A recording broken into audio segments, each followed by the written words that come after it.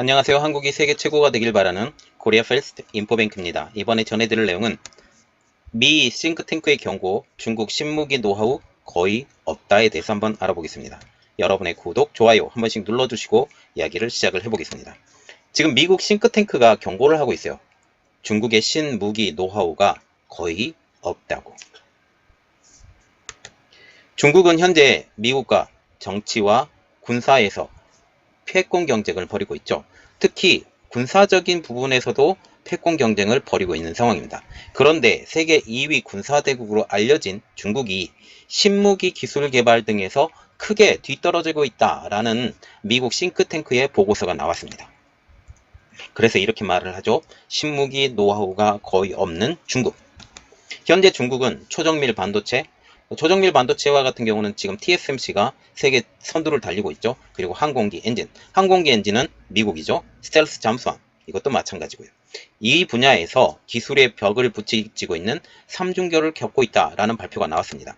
여기에 미국이 남중국해 일대에서 대중국망 감시망을 강화를 하면서 중국을 압박하고 있는 상황이죠. 이러한 가운데 중국은 미국을 대항할 만한 신기술을 지니고 있지 않다라는 보고서가 나온 것입니다. 15일자 신문입니다. 홍콩의 사우스 차이나 모닝 포스트에 따르면 미국 랜드 보고서가 중국이 군사력 발전 속도 측면에서는 미국의 명백한 위협이 될 수는 있지만 핵심 기술의 경우에서는 타국의 기술을 훔쳐서 무기를 만들 뿐 자체 노하우는 거의 없다고 진단을 했어요. 중국 무기의 진전은 지적재산권의 절도, 아니면 해외 인수, 그리고 합작 투자의 결과였다라고 지금 이 보고서에는 분석하고 있죠. 이 평가에 따라서 바이든 행정부는 중국 정부가 중국 군사 발전에 기여하는 것을 막기 위해 어떠한 일을 해야 하는지 지침이 될 것으로 보여지고 있다라고 하면서 이 지침서를 보고 중국을 계속 군사적으로 경쟁해야 되고 또한 반도체를 발전시키지 못하기 위해서 지속적으로 눌러버려야 된다까지 지금 얘기를 하고 있다는 거죠. 이 뉘앙스는 그것입니다. 랜드 연구소가 지금 중국 인민해방군의 핵심 결함으로 인정하고 있는 3대 품목은 다음과 같습니다. 첫 번째로는 초정밀 반도체, 두 번째로는 항공기 엔진, 세 번째로는 스텔스 잠수함입니다. 지금 초정밀 반도체와 같은 경우는 현재 반도체의 모습을 그대로 투영하면 돼요. TSMC에 전적으로 지지를 하고 있고 SMIC를 성장시키려고 해도 미국이 견제가 너무 심하게 들어가기 때문에 SMIC를 성장을 시키지 못해요. 그리고 EDA 부분, 전자 설계 부분에 대해서도 미국 기술이 전 세계 기술의 80%를, 특히 시놉시스가 지금 이 분야의 1위인데 이 분야는 미국에 전적으로 기댈 수밖에 없는 이러한 상황이기 때문에 반도체 설계 자체를 아예 못하는 이러한 상황이 되는 것이죠. 그러면서 이 보고서에서는 이것을 말을 하고 있습니다. 항공기 엔진을 언급하고 있는데 연구진은 중국의 J-20과 J-30의 전투기를 언급을 했어요. 이들 전투기는 록히드 마틴의 F-22, F-35와 유사하게는 생겼지만 중국의 무기 개발이 지적재산권의 도용에 의존을 하면서 수년 이상 뒤처져 있다고 지금 분석을 하고 있습니다. 2016년 미국은 록히드 마틴의 F-22, F-35, 보잉의 C-17 군용 화물기에 관련한 민감한 군사 정보를 취득하려는 중국인에 대해서 유죄 판결을 내리고 감옥에 투옥을 시켜버렸어요. 말하자면 군사 기술을 빼돌리려다가 걸려서 감옥에 투옥이 된 것이죠. 특히 항공기 엔진 분야에 대해서는 블레이드 기술의 지속적인 문제로 인해서 중국 기술 발전에 걸림돌이 되어 왔다고 이 보고서는 말을 하고 있는데요. 현재 제20의 경우 러시아제 엔진을 탑재하고 있으며 엔진의 국산화에 나서려고 하고 있지만 만족할 만한 수준에 미치지 못하는 것으로 알려지고 있다고 발표를 했어요. 이 전투기와 같은 경우 임시 방편으로 중국이 자체 개발한 WS-10이라는 엔진을 사용을 하고 있지만 코로나로 인해 고성능 엔진 개발이 지연되고 있다고까지 언급을 했습니다. 랜드 연구소는 중국 내에서 엔진을 성공적으로 개발하고 대량 생산하게 되면 중국 방위 역량의 전환점이 될 것이라고 기술했죠. 다시 말하면 이것은 뭐냐? 중국 내에서 엔진을 성공적으로 개발을 하고 대량 생산하게 되면 중국 방위 역량의 전환점이 될 것이라고 하는 이 의도는 이렇게 만들면 안 된다. 지금 현재 지금 이 기술력이었기 때문에 미국은 지속적으로 중국을 압박해야 된다라는 역설입니다. 랜드 연구소가 분석한 중국의 국방기술 개발이 늦어지는 가장 큰 이유를 보면 중국 내 부패, 그리고 군과 방위산업체 간의 부적절한 밀월 관계 때문이라고 분석하고 있어요.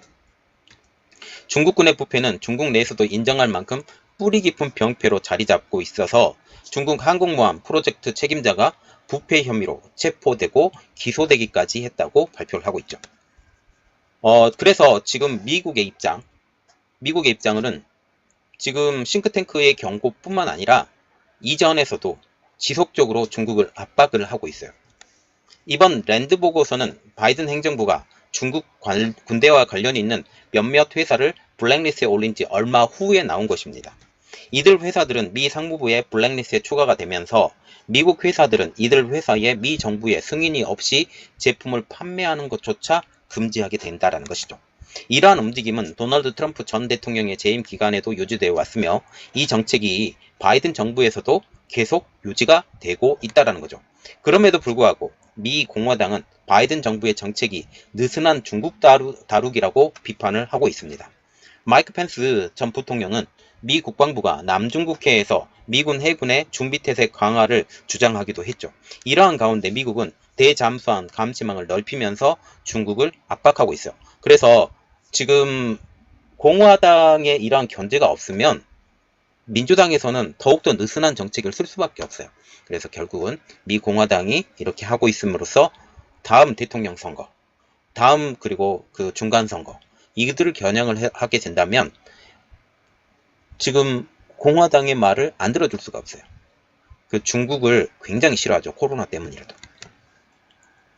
지금 중국의 남중국해 전략상황조사소 연구소는 미국이 일본에 배치한 대잠 기능이 있는 빅토리어스, 에이블, 아펙티브, 로열, 임팩커블 등 군함 5척이 올 들어 181일 중에 161일간 남중국해에서 활동했으며 그동안 미 해군이 드날리지 않던 파라셀 제도의 서쪽에서까지 목격이 되었다고 지금 밝히고 있어요. 이게 항행의 자유거든요. 지금 항행의 자유인데 파라셀 제도로 지금 들어갔어요. 이게 5주년 기념이에요. 헤이그 재판소에서 이 파라셀 제도가 중국의 땅이 아니다라고 지금 하고 있으면서 이것을 지키기 위해서 베트남과 연계를 하기 위해서 지금 이런 이야기가 나오고 있죠.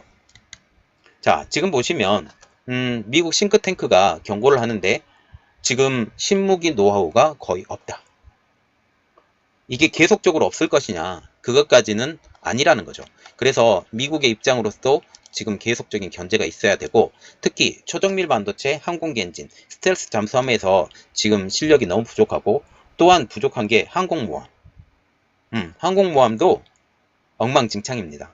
말할 게 너무 없어요. 신기술이 너무 없다라는 거죠. 그래서 어떤 면에서는 한국보다 기술력이 떨어지는 중국을 우리가 생각을 하면 됩니다. 이번 내용은 여기까지 하겠습니다. 저희 내용이 여러분들에게 도움이 되셨으면 구독과 좋아요 그리고 알람 설정까지 부탁드리겠습니다. 감사합니다.